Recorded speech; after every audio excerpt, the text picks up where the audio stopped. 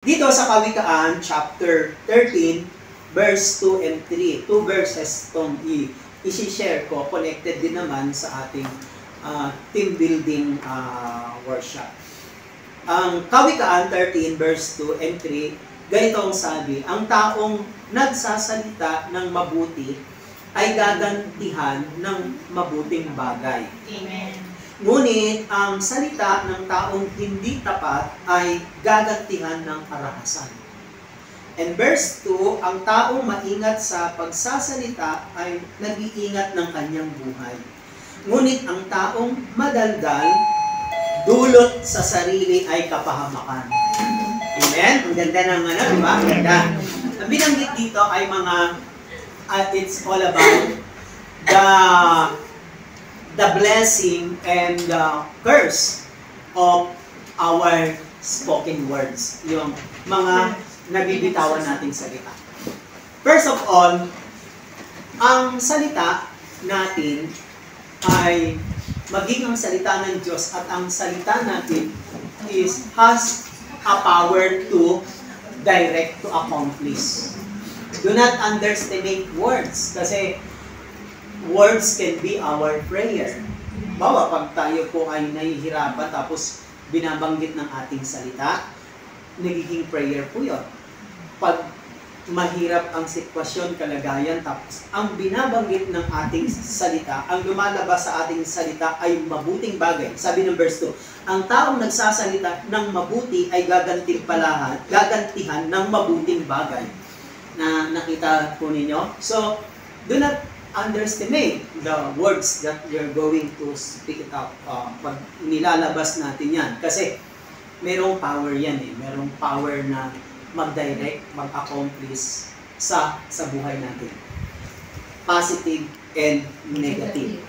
Kung meron daw kasabihan at na kasabihan nila na at ito kasabihan nito ay galing din sa Bible. Kung anong itinanim, yun ang aanihin. Dito sa verse 2, ang taong nagsasalita ng mabuti ay gagantihan din siya ng mabuting bagay. Ngunit ang nagsasalita at ngunit ang salita ng taong hindi tapat ay gagantihan ng karahasan. So, kasi ang salita natin, na-change lang naman yan, hindi yan nagiging mabuti ang nasasabi natin based on the acceptance natin sa circumstances. Halimbawa, kung pangit ang circumstance yung dumating sa buhay mo, di ba? Doon tinitest yung salitang lalabas sa iyo. Eh, ang bawat salitang lumalabas sa atin, naririnig yun ng Diyos, alam yun ng Panginoon.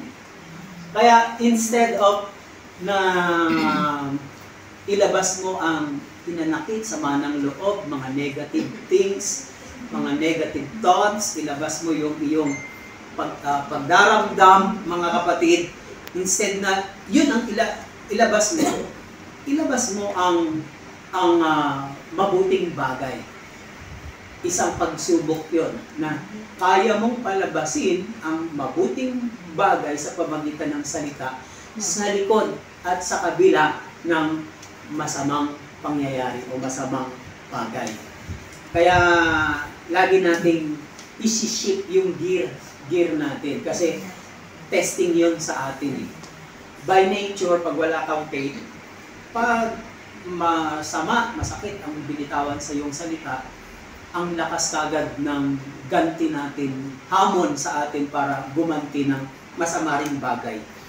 Kaya yung iba na hindi nila ito napapansin, yung mga nabibitawan nating salita kahit matagal na po yun, para kasing binhi yun, na tutubo lang yun, may oras, may panahon, tutubo yun, at pagkatapos, aanihin mo ang iyong salita. Kaya, much better na maging maingat. Yung ginawa natin kanina, parang ganun yun eh. Iingatan mo kung paano mo sasabihin. At siyempre, doon naman sa part ng pinapasahan ng salita is kung ang sinabi sa iyo ay hindi mabuti, hindi maganda, ikaw ngayon ang mag-change noon para hindi ka maapektuhan. Yung ating workshop kanina, ang pinapakita niyan sa atin is unang lesson. Una, hindi madali ang magsalita. Alam nyo, mahirap. Bakit? Kasi hindi mo alam kasi kung sasabihin mo ay mauintindihan ka at tatanggapin. Yes. Doon sa part na yun, hindi madaling magsalita. Pero ang totoo, madaling magdaldal. Madali. Pero yung magsasalita ka na para tanggapin yung salita mo, para tanggapin at maunawaan ka, hindi madali. Kaya nga tayo nagkakaroon ng nahihirapan tayong i-guide, turuan, at i-change yung mga loved ones, kaibigan natin. Kasi yung sinasabi mo, hindi naman ganun kadali para maintindihan ka niya. Buti sana kung isang sabi mo lang, tinanggap niya kagad at sinunod niya. Hindi naman ganun kadali. Kaya sabi ng iba, ayoko nang magsalita. Diba? Maganon sila. Bakit? Ayoko na. Sasawa na ako. Diba? Pangalawa, ang tinuturo sa atin ng Panginoon na kapag nagbibigay tayo ng words, really, ng mga salita, pag nagbibigay tayo, samahan natin ng pagtsatsaga. Maging matyaga tayo hanggang sa makuha. Sa part ng nagsasalita, mayroong hirap yun kasi baka hindi tanggapin, hindi narinig, pero ayaw talagang unawain at intindihin. At doon naman sa part ng tumatanggap ng salita para magkaroon ng tinatawag na progress, changes, kailangan talagang tanggapin. Kailangan ng humility. Kailangan ng openness.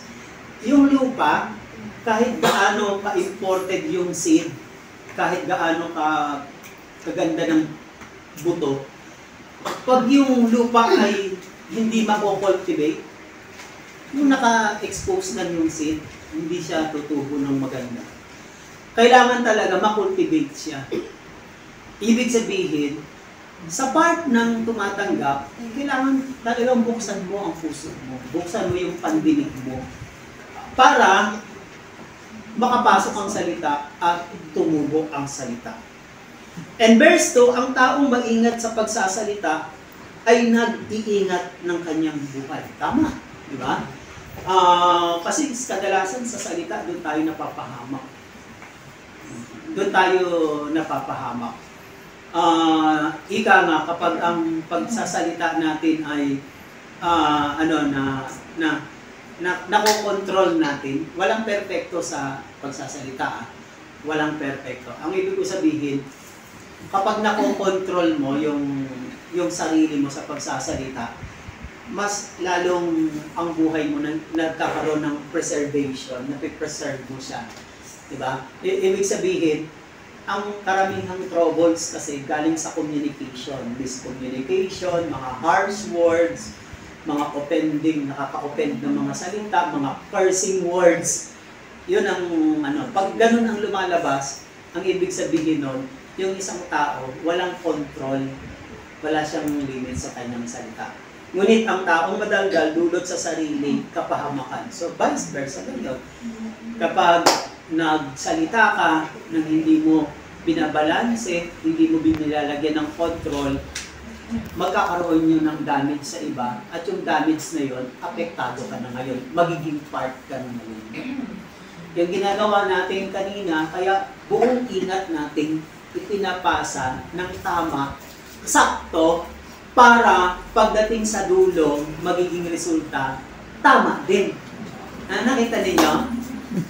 At the end, pag mali yung sinabi mong salita, at meron na rin kasi responsibility yung bawat nakakatanggap ng salita, merong responsibility.